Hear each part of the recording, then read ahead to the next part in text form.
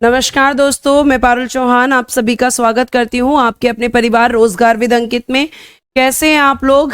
जल्दी से आप सभी लाइव आ जाएंगे, सेशन के साथ जुड़ जाएंगे ताकि मैं क्लास को स्टार्ट कर सकूं। प्लीज सभी बच्चे एक बार लाइव आ जाएंगे, सेशन के साथ जुड़ जाएंगे, फटाफट एक बार लाइव आएंगे आप लोग जल्दी से, ठीक है?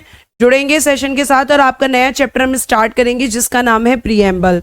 विवेक, गोपाल, सोनिका, ऑस्ट्रेलिया का कंगारू, मनीषा, रीता, विनय, फरहीन, पूजा, रामकिशन, बबलेश, कविता, कीर्ति, सभी प्यारे बच्चों को मेरी तरफ से नमस्कार, राधे राधे, राम राम। प्यारे प्यारे बच्चों, सभी लोग आ जाएंगे लाइव और जुड़ जाएंगे सेशन के साथ। हम स्टार्ट करेंगे प्रस्तावना यानी कि प्रीएम्बल। मैंने प्रीएम्बल का नोट्स आपको एडवांस में ही दे दिया था और आपको बता भी दिया था कि भाई प्रीएम्बल का नोट्स आपका कल की क्लास के साथ में ही पड़ा हुआ है, ठीक है? आपको बता दिया था कल आपकी जो पीडीएफ है वो अपलोड हुई होगी, तो पीडीएफ के साथ में आपका प्रीएम्बल वाला चैप्टर भी अपलोड हुआ होगा, ये आपको दिखा होगा पीडीएफ के साथ में, क्योंकि मैंने पूरी की पूरी पीडीएफ आपको प्यारे बच्चे भेज दी थी। अब देखिएगा यहाँ पे प्रस्तावना क्या होती है, और बहुत सारे बच्चों का ये प्रश्न होता है कि क्या प्रस्तावना और आपका जो उद्देशिका है वो अलग अलग होता है, और ये प्रस्तावना आखिर क्या होती है और हम इसे क्यों पढ़ते हैं, इसे क्यों पढ़ने की हमें जरूरत पड़ती है। तो देखिए, प्रस्तावना आपकी ये इधर इंग्लिश में लिखी हुई है और इधर आपकी ये हिंदी में लिखी हुई है। प्रस्तावना की शुरुआत प्यारे बच्चे हम भारत के लोग शब्दों से होती है।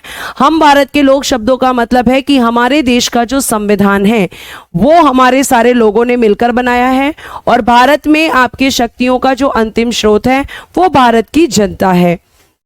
तो ये सारी चीजें कौन बताता है? हम भारत के लोग इस शब्द को डिफाइन करता है। मैं आपकी प्रस्तावना में जितने भी शब्द होते हैं एक एक करके वो सारे डिफाइन करूंगी, और प्रस्तावना से आने वाले जितने भी क्वेश्चंस होते हैं वो सारे के सारे प्यारे बच्चे आपको यहाँ पर बताऊंगी, ठीक है? कि क्या क्या क्वेश्चंस आपके बन सकते हैं, क्या क्या क्वेश्चंस अभी तक आए हैं, कोई क्वेश्चन आपका नहीं छूटेगा, ठीक है? अब देखिएगा यहाँ पे मैं थोड़ा सा आपको यहाँ पे पहले हाथ का प्रयोग करूंगी आपको समझाने के लिए। जैसे आपने अपने संविधान में पढ़ा होगा, आप अपने संविधान में पढ़ते होंगे प्यारे बच्चे प्रस्तावना, ठीक है? या फिर हम इसको कहते हैं उद्देशिका, उद्देशिका कहते हैं। और प्यारे बच्चे इंग्लिश में इसके लिए एक वर्ड यूज होता है प्रीएम्बल। ये तीनों एक ही चीज है, चाहे आप इसे प्रस्तावना कहें चाहे आप इसे उद्देशिका कहें। अब पहला क्वेश्चन ये उठता है कि हम इसे उद्देशिका आखिर कहते क्यों हैं, आखिर क्यों हम इसे उद्देशिका कहते हैं? तो मैंने आपको बताया था कि आपका एक उद्देश्य प्रस्ताव है ना, उद्देश्य प्रस्ताव, जिसे हमने कहा था प्यारे प्यारे बच्चों ऑब्जेक्टिव रिजोल्यूशन, ऑब्जेक्टिव रिजोल्यूशन, ये मैंने आपसे कहा था ऑब्जेक्टिव रिजोल्यूशन यानी कि उद्देश्य प्रस्ताव। आपको मैंने बताया था कि ये जो उद्देश्य प्रस्ताव है ये 13 दिसंबर 1946 13th of December 1946 को पेश हुआ था, और किसने पेश किया था? पंडित जवाहरलाल नेहरू ने। और 22 जनवरी 1947 को इसे प्यारे बच्चे स्वीकार किया गया था, यानी कि एक्सेप्ट कर लिया गया था। ये चीज मैंने आपको संविधान सभा की तीसरी बैठक में बताई थी। अब प्यारे बच्चे ये जो उद्देश्य प्रस्ताव था, यही उद्देश्य प्रस्ताव क्या है? ये उद्देश्य प्रस्ताव आपकी जो प्रस्तावना है, आपकी जो प्रस्तावना है उसका स्रोत है। तो प्रस्तावना का स्रोत यानी कि सोर्स ऑफ प्रीएम्बल है। क्या है ये? Source of preamble. आपका ऑब्जेक्टिव रिजोल्यूशन बिल्कुल वैसा ही था लगभग जैसे आज के समय पे आपकी प्रस्तावना है, जैसे आज के समय पर आपकी प्रस्तावना है, ऐसा ही आपका ऑब्जेक्टिव रिजोल्यूशन था। और इसीलिए प्यारे प्यारे बच्चों इसको क्या माना गया है?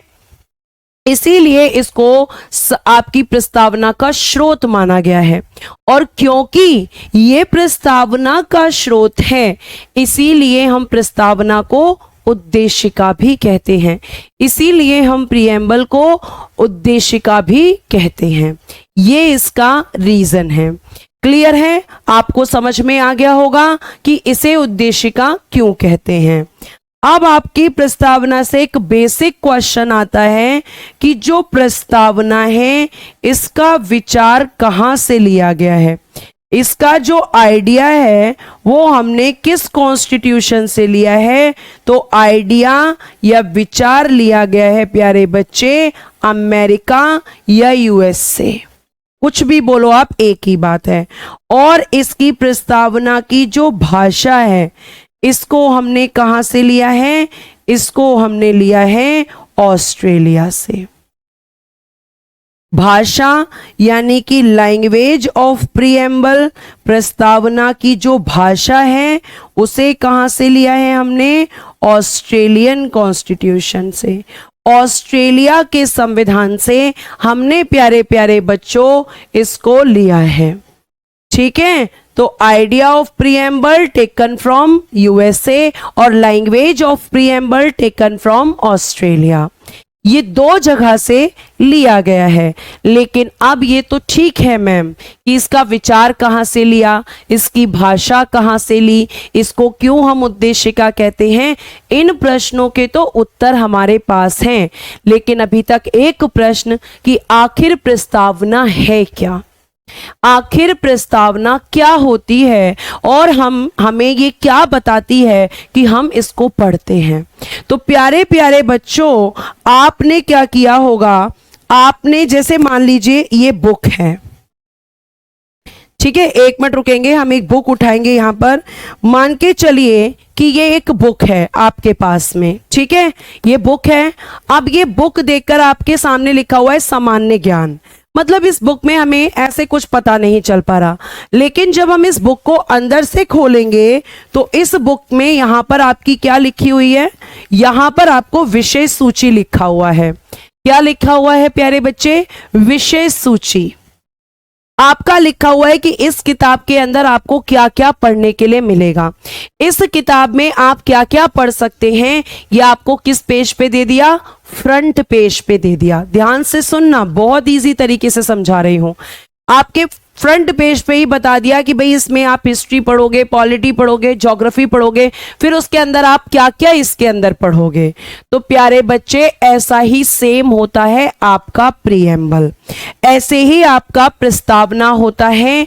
अगर मैं आपसे यहां पे एक बात कहूं तो जिस तरीके से आपने बुक के पहले पेज को देखकर उसकी विषय सूची जो आपको बता दी गई है, ऐसे ही जब आप किसी भी कंट्री के प्रीएम्बल को पढ़ोगे, किसी भी कंट्री की प्रस्तावना को पढ़ोगे, तो आपको पता चल जाएगा कि उस देश के संविधान में क्या क्या है।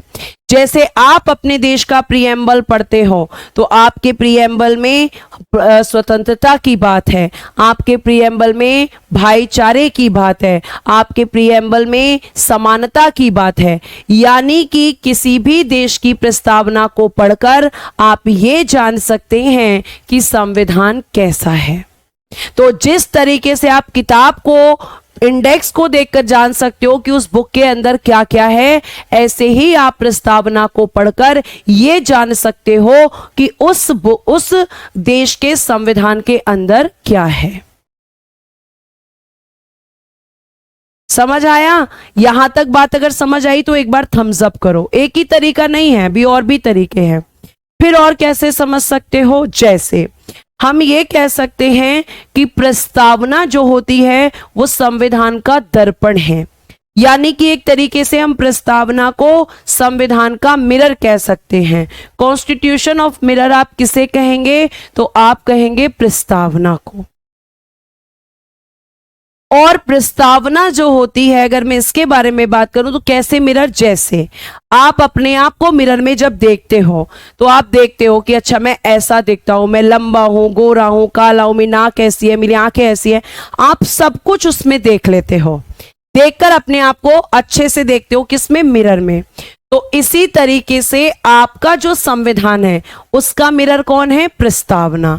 प्रस्तावना नाम के मिरर को जब आप देख लेते हो तो संविधान के अंदर क्या क्या है आपको पता चल जाता है।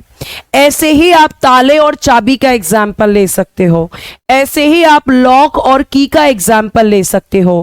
की क्या है प्यारे बच्चे? प्रस्तावना। और लॉक क्या है आपका? संविधान। अगर आप लॉक को खोलना चाहते हो तो आपको किसकी जरूरत होती है? की जरूरत होती है। तो ऐसे ही प्यारे प्यारे बच्चों, आपको यह भी ध्यान रखना है कि जो प्रस्तावना है वो हमारे संविधान की चाबी है। जब हम उस चाबी को उसमें लगाएंगे तो हमें पता चल जाएगा कि हमारा संविधान कैसा है। यानी कि इस प्रस्तावना किसी भी देश के संविधान कैसा है इस बात को आपको बताती है। बस आपको इतना ही ध्यान रखना है। समझ आया? तो ये होती है प्रस्तावना। अब इस प्रस्तावना को लेकर अलग अलग लोगों ने अलग अलग स्टेटमेंट दिए हैं। जैसे आपको मैं बता दूं कि प्रस्तावना को संविधान की आत्मा, प्रस्तावना को प्यारे बच्चे क्या कहा गया है? संविधान की आत्मा, सोल ऑफ कॉन्स्टिट्यूशन, संविधान की आत्मा, सोल ऑफ कॉन्स्टिट्यूशन इसको कहा गया है, सोल ऑफ कॉन्स्टिट्यूशन। ठीक है, अब प्रश्न बनता है कि किसने कहा है। तो सबसे पहले मैं आपको यहां बताऊं, अनुराग ठाकुर भार्गव दास, इन्होंने कहा है। और किसने कहा है? तो एक है आपके न्यायाधीश, यानी कि जज, न्यायाधीश एम हिदायतुल्ला, एम हिदायतुल्ला। प्यारे बच्चे, ऑप्शन में एक ही नाम होगा, दोनों कभी नहीं होंगे। ठीक है, ये आपको ध्यान रखना है। बहुत सारे बच्चों ने आंसर भी किया है, ठाकुर भार्गव दास। अब आगे प्रश्न आता है कि ये जो प्रस्तावना है इसे राजनीतिक जन्मपत्री, राजनीतिक जन्मपत्री, पॉलिटिकल, एक मिनट, राजनीतिक जन्मपत्री, पॉलिटिकल हॉरोस्कोप,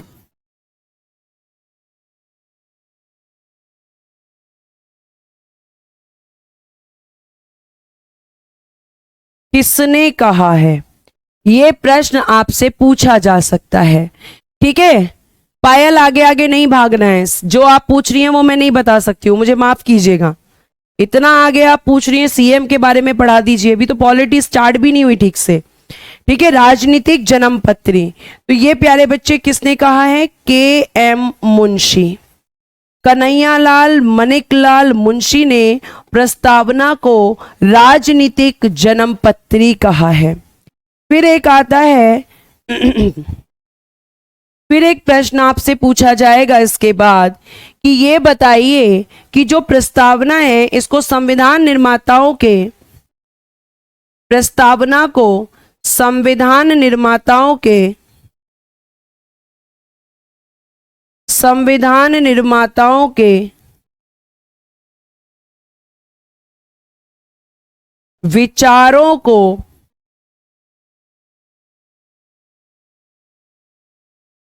ठीक है, संविधान निर्माताओं के विचारों को जानने की कुंजी, को जानने की कुंजी,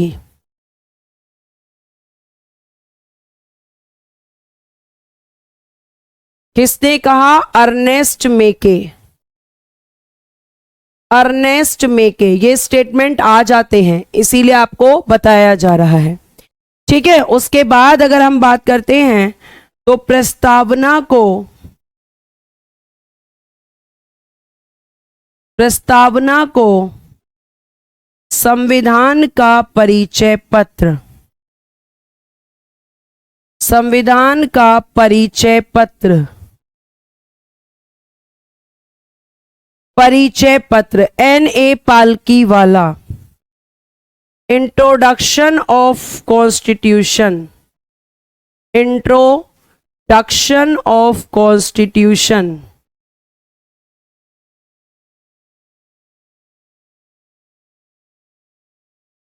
किसने कहा? आंसर यहां लिख देती हूं, N.A. पालकी वाला, N.A. पालकी वाला। बस ये आपके कुछ स्टेटमेंट्स थे, ठीक है। और अब आप इसको नोट कर लें ताकि मैं पीडीएफ की तरफ चलूं और पीडीएफ से आपको पढ़ाना शुरू करूं।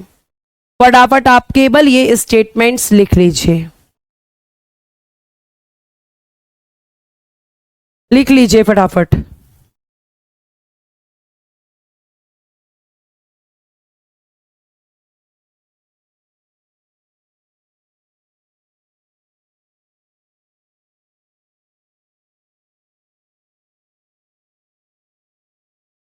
जी बिल्कुल नोट करना है, नोट करने का टाइम दिया है, इसका मतलब नोट करना है। जल्दी नोट कीजिए ताकि मैं आगे बढ़ूं, ठीक है। बहुत टाइम आप लोग इसी में निकाल देते हैं कि नोट करना है या नहीं करना, बहुत देर तो ये पूछते रहते हैं।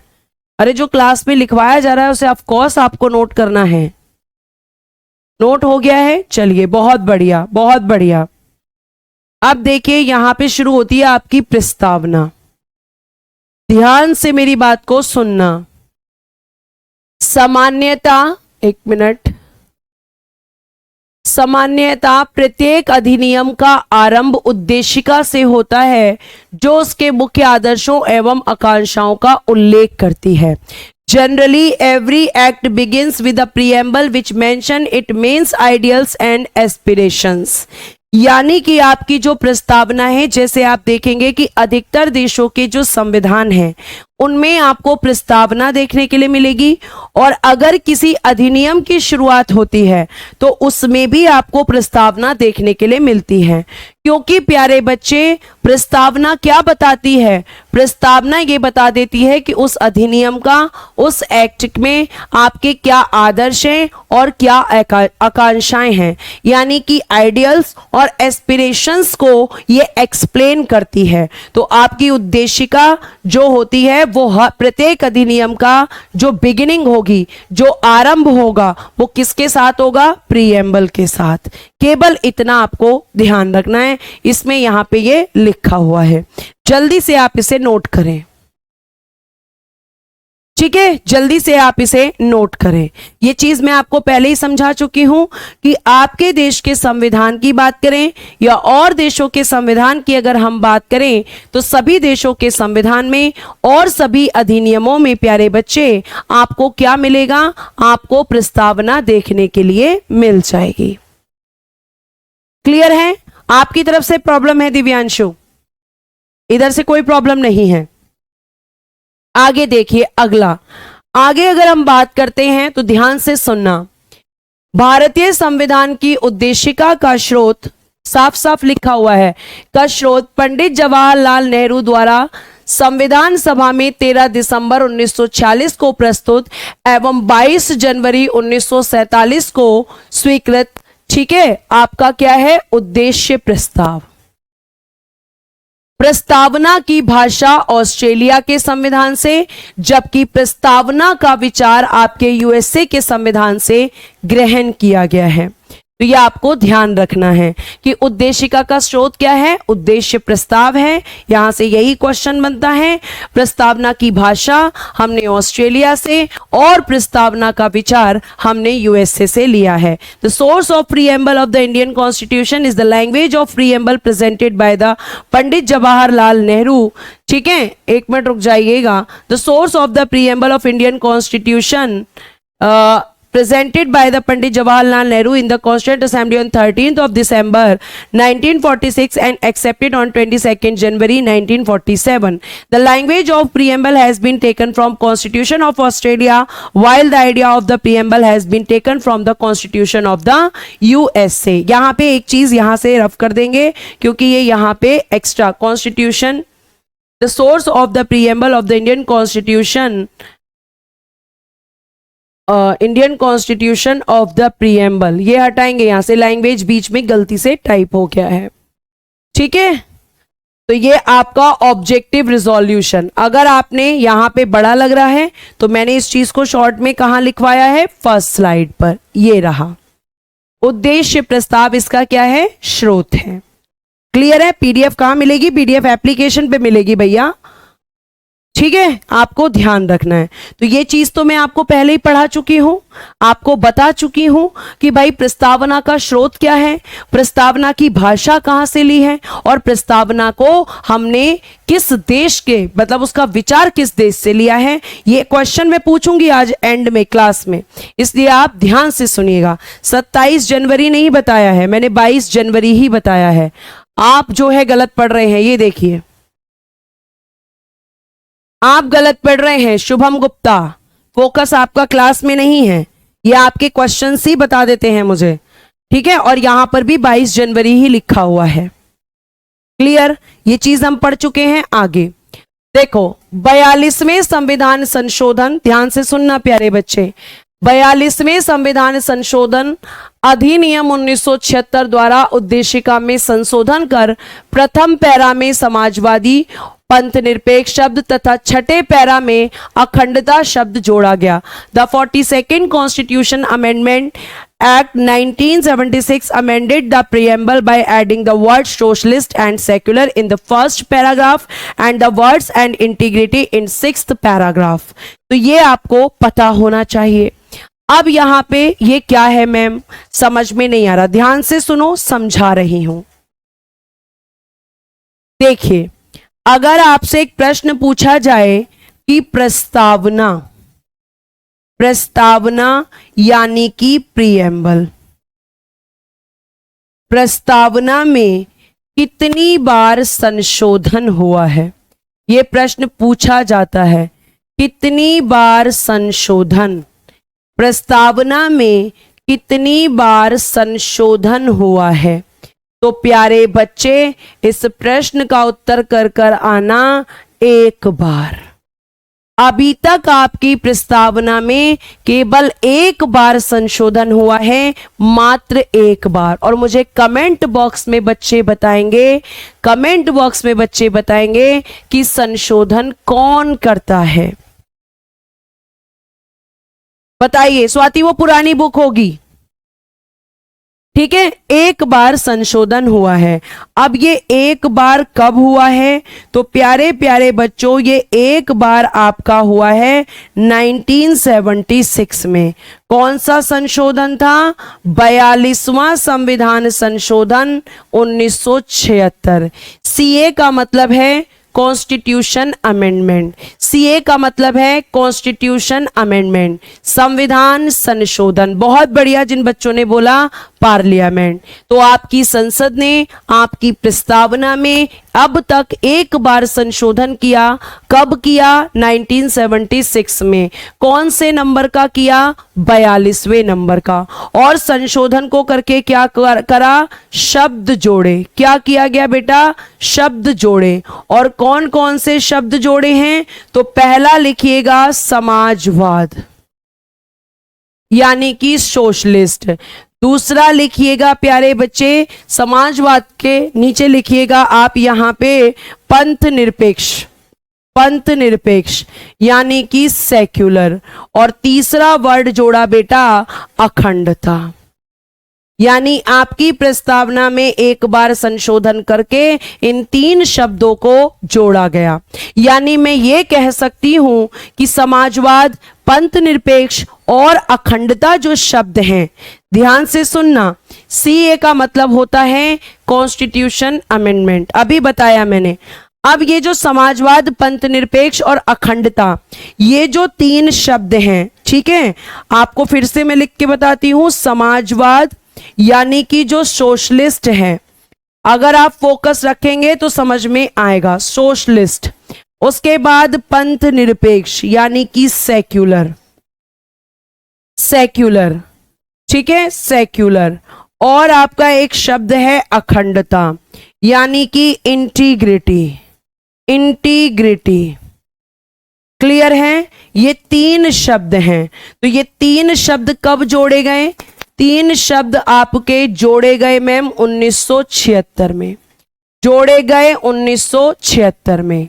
अब एग्जामिनर क्वेश्चन क्या पूछेगा? क्वेश्चन ये पूछेगा कि प्रस्तावना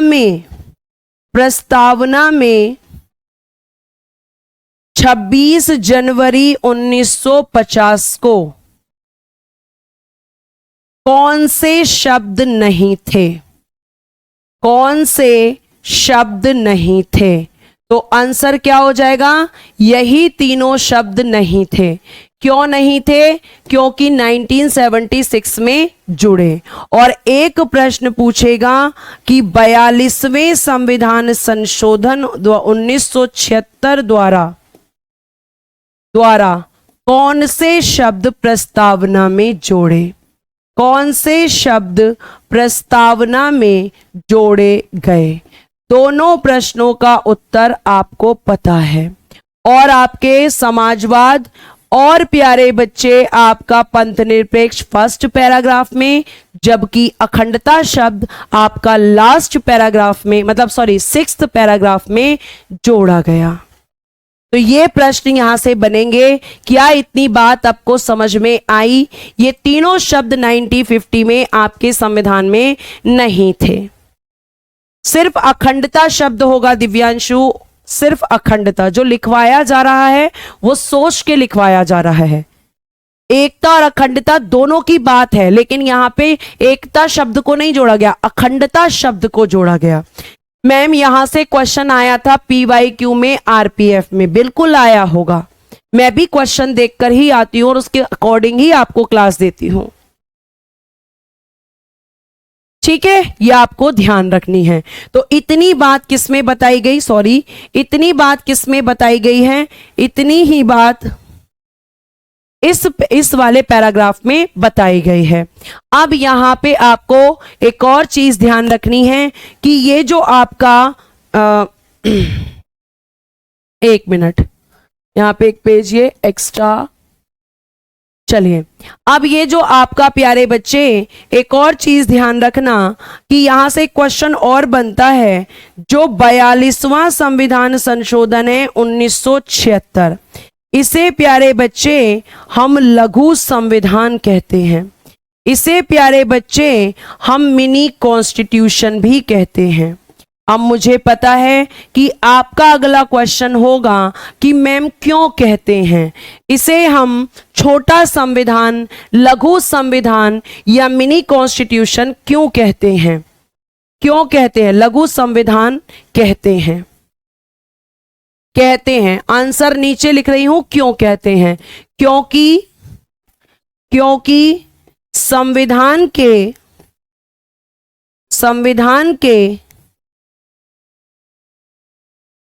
संविधान में बहुत से परिवर्तन इसी संशोधन के द्वारा किए गए हैं।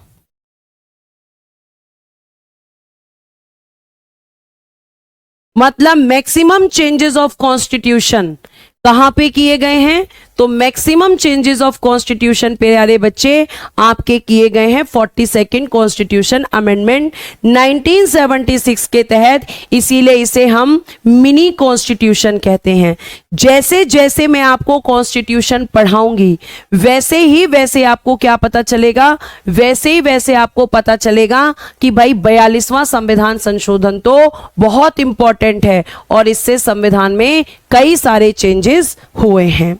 अब ये मैंने आपको समझाया। अब देखिएगा, अब यहां पे बड़ा इंटरेस्टिंग चीजें आएंगी, ध्यान से सुनना। प्यारे प्यारे बच्चों, क्या उद्देशिका संविधान का अंग है? Is the preamble a part of the constitution? एक आपका केस आया इंद्री बेरुबारी 1960 के बाद में उच्चतम न्यायालय ने यह धारित किया कि उद्देशिका संविधान का प्रेरणा स्रोत भले ही हो किंतु यह संविधान का अंग नहीं है। आपको पूरा याद नहीं रखना, आपको ध्यान रखना है। एक प्रश्न पूछा गया, ध्यान से सुनिए ये क्या कह रहा है। अब मैं आपको समझाती हूं। प्रश्न क्या है क्या उद्देशिका संविधान का अंग है? Is the preamble a part of the constitution? और ये किससे पूछा गया क्वेश्चन? पूछा गया इनरू बेरूबारी 1960 का जो वाद, मतलब एक केस था in the case of in re Berubari, और इस केस में ये जो क्वेश्चन है सुप्रीम कोर्ट से पूछा गया, आपके उच्चतम न्यायालय से पूछा गया। कहा गया उच्चतम न्यायालय साहब आप हमें ये बताइए कि क्या प्रस्तावना संविधान का अंग है? क्या हम प्रस्तावना को संविधान का अंग मान सकते हैं?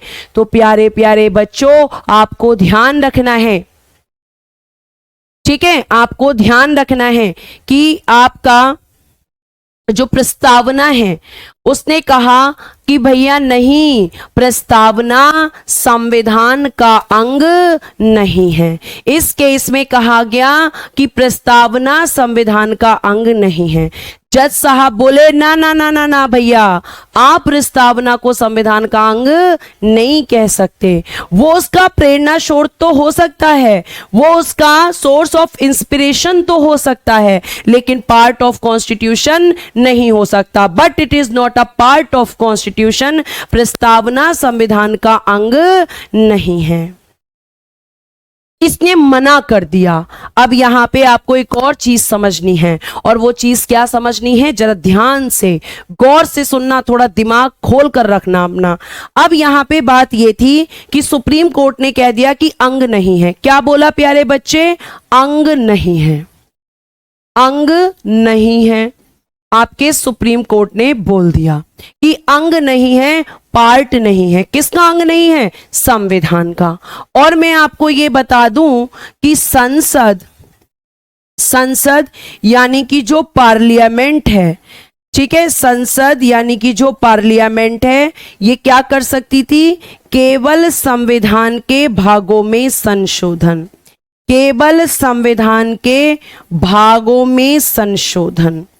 जो संविधान के भाग होंगे, जो पार्ट ऑफ कॉन्स्टिट्यूशन होंगे, ये केवल उन्हीं को संशोधित कर सकती है, उन्हीं को अमेंड कर सकती है। यानी कि पार्लियामेंट क्या कर सकती है? पार्लियामेंट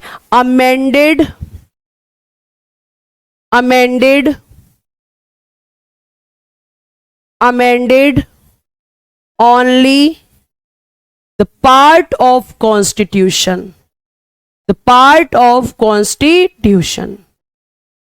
केवल संसद को शक्ति है कि वो संविधान के भागों में परिवर्तन कर सकती है। भाग कह लो या फिर प्यारे बच्चे आप अंग कह लो, एक ही बात है। केवल अंग, जो उसका हिस्सा होंगे, जो उसका अंग होंगे, उसी में अमेंडमेंट कर सकती है। लेकिन बेरोबारी केस में क्या कह दिया कि ये तो अंग ही नहीं है, ये तो अंग ही नहीं है, है ना, ये तो अंग ही नहीं है। अब यहां पे जब इसने कहा अंग नहीं है तो संसद संशोधन नहीं कर सकती, इसका मतलब तो यही है। तो आप अभी कहेंगे मैम अभी तो आपने बताया कि संशोधन हुआ, तो प्यारे बच्चे इस केस के अकॉर्डिंग तो संसद संविधान में संशोधन नहीं कर सकती थी। लेकिन इसके बाद आपका एक और केस आया, और ये क्या था? केशवानंद केस। और प्यारे बच्चे इस केस में देखिएगा, किंतु केशवानंद भारती बनाम केरल राज्य 1973 के प्रकरण में उच्चतम न्यायालय ने अपने पूर्व निर्णय को उलटते हुए यह मत दिया। ध्यान से सुनना, एक आपका केस आया है केशवानंद भारती बनाम केरल राज्य, भारती बनाम, बहुत पूछा जाता है ये एग्जाम में, बनाम केरल राज्य 1973। और प्यारे बच्चे ये केस भी कहां पर गया है? सुप्रीम कोर्ट में। ये केस भी कहां पर आया है? सुप्रीम कोर्ट में। और इसमें भी क्या प्रश्न है? इसमें भी प्रश्न वही है, क्या प्रस्तावना संविधान का अंग है? क्या प्रस्तावना संविधान का अंग है? ये प्रश्न प्यारे बच्चे दोबारा से सुप्रीम कोर्ट के सामने आया है। और इस बार सुप्रीम कोर्ट ने क्या बोल दिया? सुप्रीम कोर्ट ने अपना निर्णय बदल दिया। अपना निर्णय बदल दिया, अपना निर्णय बदल दिया। और क्या कहा? बदलकर कहा हां प्रस्तावना संविधान का अंग है, हां प्रस्तावना संविधान का अंग है, संविधान का अंग है।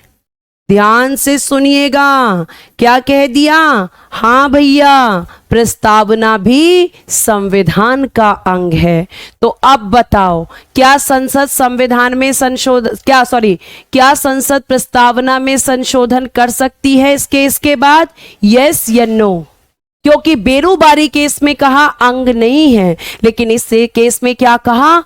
अंग है भैया। और अंग है यानी कि संसद संविधान के अंगों में या भागों में संशोधन कर सकती है। तो अब ये तो उसका अंग या भाग बन गया। तो आप मुझे बताएं कि क्या अब संशोधन हो सकता है या नहीं? बताइए जल्दी से, यस या नो में आंसर आपको करना है। तो अब इस केस में कहा कि हां उसने अपना डिसीजन चेंज कर दिया।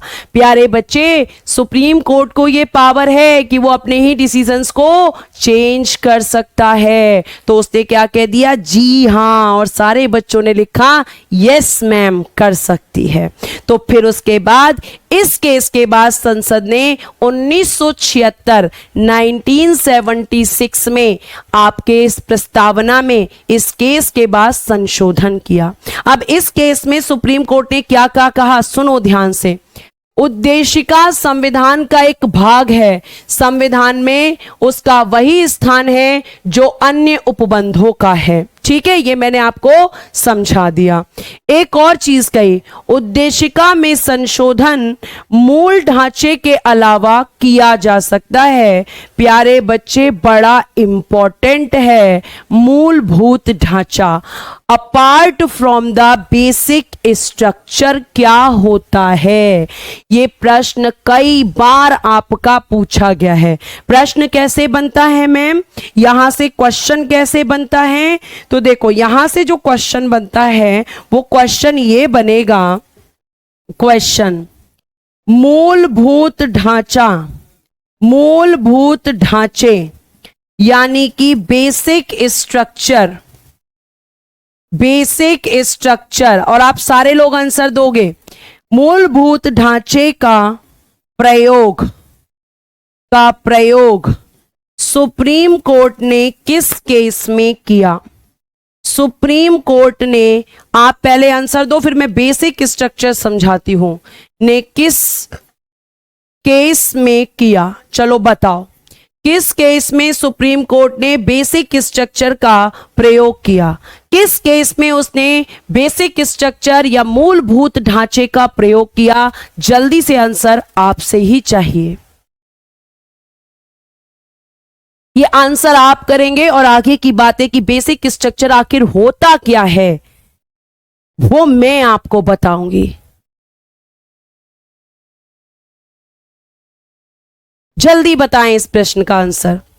जसोदा जी आप आइए। बहुत बढ़िया, बहुत बढ़िया। दिव्यांशु, विकास और बहुत सही आंसर कर रहे हैं आप लोग। केशवानंद भारती बनाम केरल राज्य 1973 में। अब ध्यान से सुनो, जब Keshavananda Bharati case Supreme Court में कहा तो पहला सुप्रीम कोर्ट ने जजमेंट दिया कि प्रस्तावना संविधान का अंग है, और क्योंकि प्रस्तावना संविधान का अंग है तो संसद उसमें संशोधन कर सकती है। साथ साथ सुप्रीम कोर्ट ने यह भी कहा कि सुनो संसद, तुम संविधान के किसी भी भाग को संशोधित कर सकती हो, मुझे कोई दिक्कत नहीं है। क्या बोला सुप्रीम कोर्ट ने? सुनो संसद, तुम संविधान के किसी भी भाग को संशोधित कर सकती हो, मुझे कोई दिक्कत नहीं है। बस एक बात का ध्यान रखना कि ये जो मूलभूत ढांचा है, ये जो बेसिक स्ट्रक्चर है, ये जो मूलभूत ढांचा है, इसका उल्लंघन नहीं होना चाहिए। तो क्या कहा सुप्रीम कोर्ट ने? मैं लिखती हूं। सुप्रीम कोर्ट ने संसद से कहा, संसद से कहा कि तुम संविधान के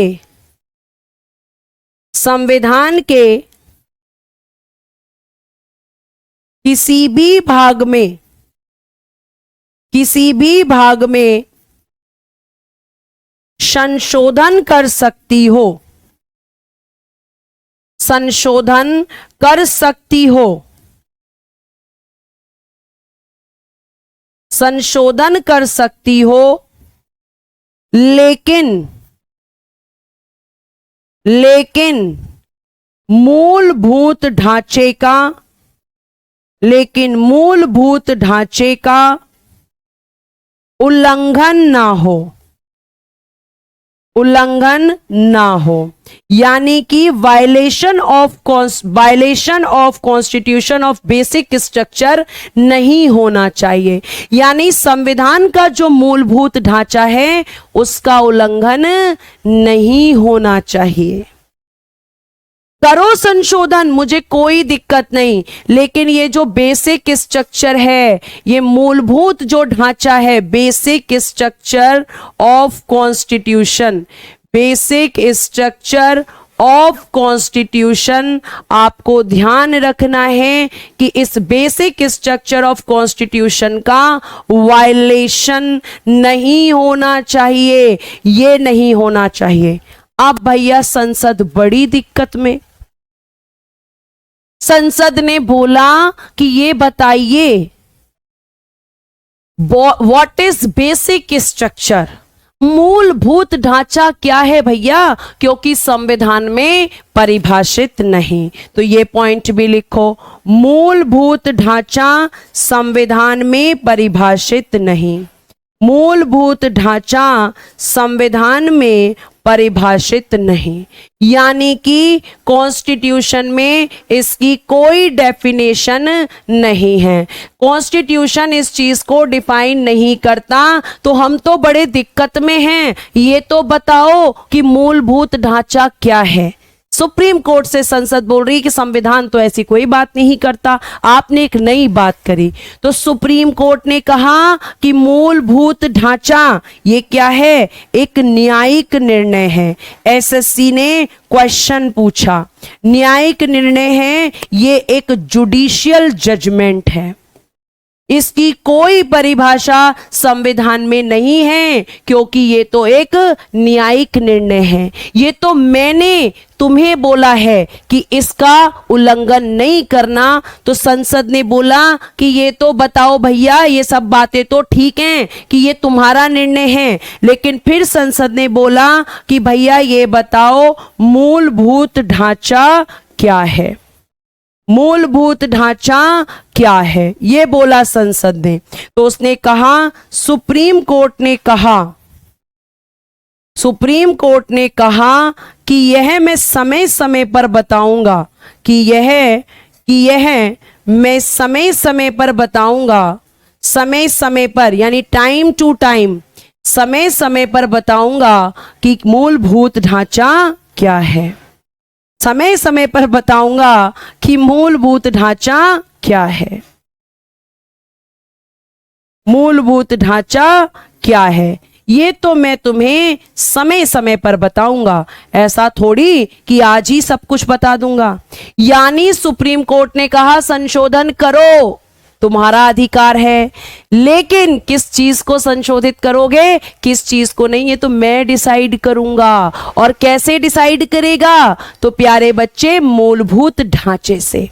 यानी सुप्रीम कोर्ट को कुछ भी गलत लगेगा, जैसे ही सुप्रीम कोर्ट को कुछ गलत लगेगा वो तुरंत कहेगा गलत गलत गलत, बेसिक स्ट्रक्चर का वायलेशन हो गया, उसे कैंसिल करवा देगा। तो बेसिक स्ट्रक्चर सुप्रीम कोर्ट की शक्ति है, जिससे सुप्रीम कोर्ट संसद की संशोधन की शक्ति को क्या करता है, कंट्रोल करता है। पहले कहा संसद जो मन करे वो करो, संशोधन करो पूरे संविधान में, फिर बोल दिया ठहरो ठहरो, मनमानी नहीं कर सकती, क्योंकि मैं तुम्हारे ऊपर बेसिक स्ट्रक्चर लेके बैठा हूं। तुम गलत करोगी, मैं तुरंत चल के आ जाऊंगा और कहूंगा कैंसिल कैंसिल कैंसिल, गलत गलत गलत, संविधान का उल्लंघन हो रहा है, बेसिक स्ट्रक्चर का वायलेशन हो रहा है। यानी कि सुप्रीम कोर्ट यह तय करता है कि बेसिक स्ट्रक्चर क्या होगा, और बेसिक स्ट्रक्चर के द्वारा सुप्रीम कोर्ट संसद की शक्ति को कंट्रोल करता है। कौन सी शक्ति को? संशोधन की शक्ति को। क्लियर हुआ बेटा? अगर क्लियर हुआ तो जल्दी से स्माइली और थम्स अप्स भेजेंगे। यानी सुप्रीम कोर्ट फाइनली ये बताएगा कि संसद ने जो कानून बनाए हैं वो सही हैं या गलत हैं। क्लियर? जल्दी से प्यारे बच्चों आप यहां पे इसको लिख लो, फिर हम आगे चलते हैं। समझ में आया है तो मुझे थम्स अप चाहिए। तो संसद को क्या कर दिया? ब्लैकमेल कर लिया बेसिक स्ट्रक्चर देकर। ठीक है, पहले क्या दिया खाने को? रसगुल्ला, फिर रसगुल्ले को मुंह से निकाल लिया कि रुक जाओ अभी मत खाओ, इतनी जल्दी नहीं खाना है तुम्हें। थैंक यू सो मच बच्चा for your response, thank you very much. आगे देखिए, यहां तक बातें हुई। अब देखो यहां पर आगे देखना है। यहां पर जो मैंने आपको बताया था, जस्टिस हिदायतुल्लाह ने, न्यायमूर्ति हिदायतुल्लाह ने गोलकनाथ बनाम पंजाब राज्य के प्रकरण में उद्देशिका को संविधान की मूल आत्मा कहा। तो ये क्वेश्चन कैसे बनेगा? एम हिदायतुल्लाह ने किस केस में प्रस्तावना को संविधान की मूल आत्मा कहा? क्या क्वेश्चन बनेगा? किस केस में, किस केस में एम हिदायतुल्लाह ने संविधान की प्रस्तावना को संविधान की आत्मा कहा? तब आप आंसर करेंगे एम हिदायतुल्लाह। और अगर सिंपल पूछेगा कि प्रस्तावना की संविधान की आत्मा प्रस्तावना को किसने कहा है, तो आपको ध्यान रखना है वो किसने कहा है। वो कहा है प्यारे बच्चे, वो किसने कहा? अनुराग ठाकुर भार्गव दास। लेकिन अगर क्वेश्चन पूछा जाएगा कि किस केस में एम हिदायतुल्लाह ने या गोलकनाथ बनाम पंजाब राज्य में किसने संविधान को प्रस्तावना को संविधान की मूल आत्मा कहा, तो एम हिदायतुल्लाह। दोनों का क्वेश्चन अलग होगा। अगर सिंपल पूछा जाए कि प्रस्तावना जो है, प्रस्तावना, इसे संविधान की आत्मा किसने कहा? संविधान की आत्मा। तब आंसर क्या लिखोगे? तब आंसर लिख के आना अनुराग ठाकुर भार्गव दास। अनुराग ठाकुर भार्गव दास ने कहा। लेकिन अगर क्वेश्चन पूछा जाए कि गोलकनाथ बनाम पंजाब राज्य के केस में किसने प्रस्तावना को संविधान की मूल आत्मा कहा, तो जस्टिस एम हिदायतुल्लाह। बस इतनी बात क्लियर। आगे अब देखिए, के एम मुंशी ने उद्देशिका को राजनीतिक जन्मपत्री की संज्ञा प्रदान की। ये मैं लिखवा चुकी हूं। अब एक स्टेटमेंट यहां नया है जो पीछे लिखा हुआ नहीं है। सुभाष कश्यप उद्देशिका के महत्व को रेखांकित करते हुए कहा कि संविधान शरीर है तो उद्देशिका उसकी आत्मा, उद्देशिका आधारशिला है तो संविधान उस पर खड़ी अट्टालिका। ये सिर्फ स्टेटमेंट्स हैं, ये आपको ध्यान रखने हैं कि किसने क्या स्टेटमेंट दिया है। क्लियर? ये स्टेटमेंट्स हैं, यहां समझाने वाली कोई चीजें नहीं है, आप इसको नोट कर लीजिए। नवीन चौधरी जी पढ़ेंगे आगे, सबके आंसर्स दूंगी लेकिन धीरे धीरे। एक दिन में बेटा सब कुछ नहीं पढ़ सकते, ठीक है? फटाफट यहां तक एक बार नोट कर लेंगे और नोट करके मुझे बता देंगे। देखो, पीडीएफ के साथ, हाथ के साथ, दोनों के साथ जब लिखकर पढ़ाया जाता है तो सब्जेक्ट इंटरेस्टिंग बन जाता है। जल्दी से धन्यवाद आप सभी का कि आपको अच्छा लग रहा है, ये बहुत अच्छी बात है, बहुत खुशी की बात है।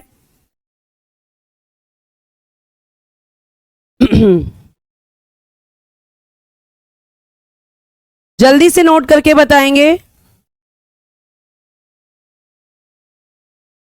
और कल क्लास होगी आपकी, सैटरडे को भी आपकी क्लास होगी, ये ध्यान रखिएगा। एब्सेंट मत रहिएगा क्लास में।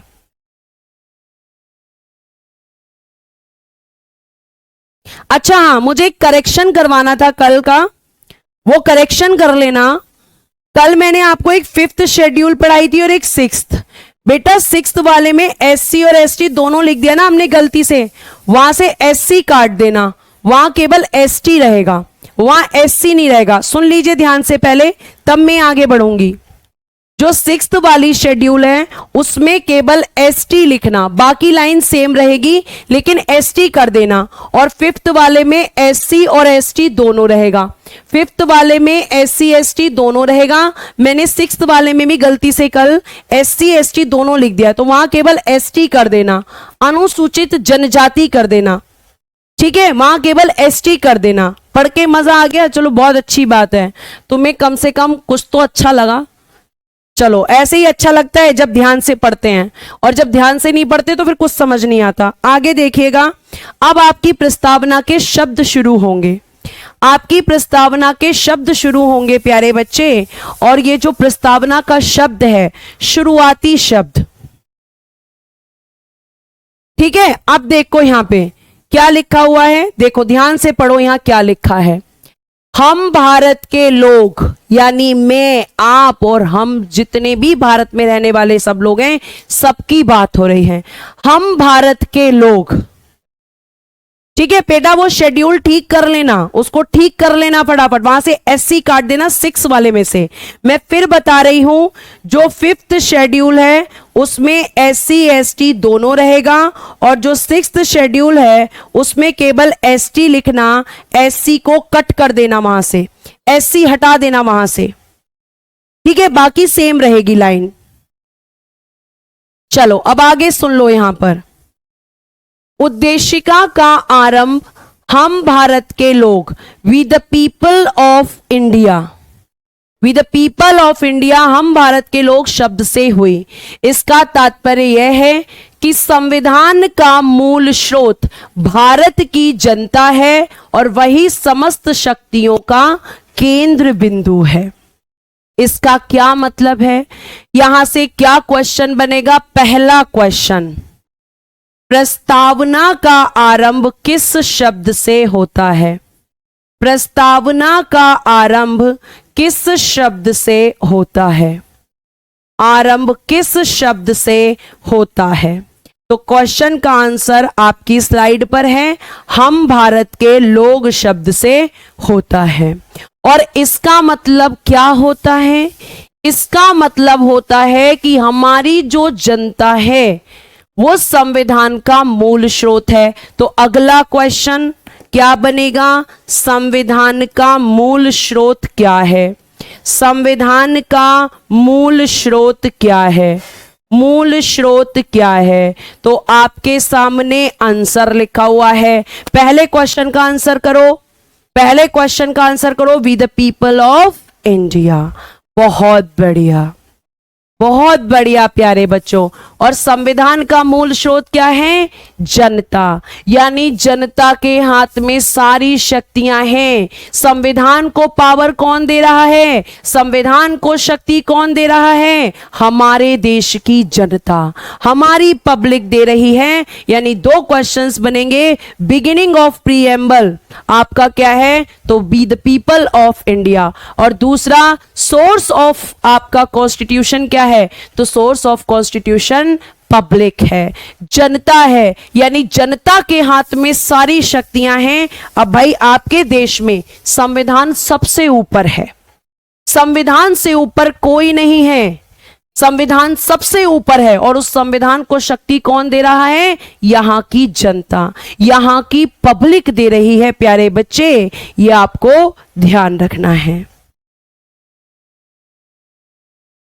क्लियर है, यहां तक आपको ये इसका मतलब है। तो ये दो क्वेश्चंस यहां से बनते हैं, दोनों के आंसर आपकी स्लाइड पर हैं।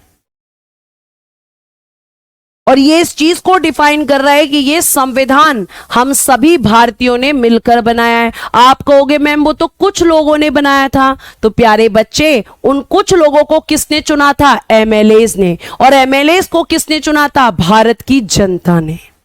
इसलिए इनडायरेक्टली मान लिया जाता है कि संविधान भारत की जनता ने मिलकर बनाया है।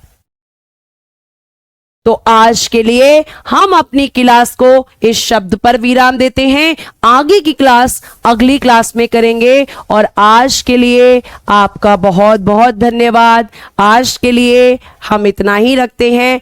कल क्लास होगी, कल प्रीएम्बल पूरा करूंगी और उसके बाद मैं आपको पढ़ाऊंगी कि आपके संविधान में कौन कौन सी चीजें कहां कहां से ली गई हैं।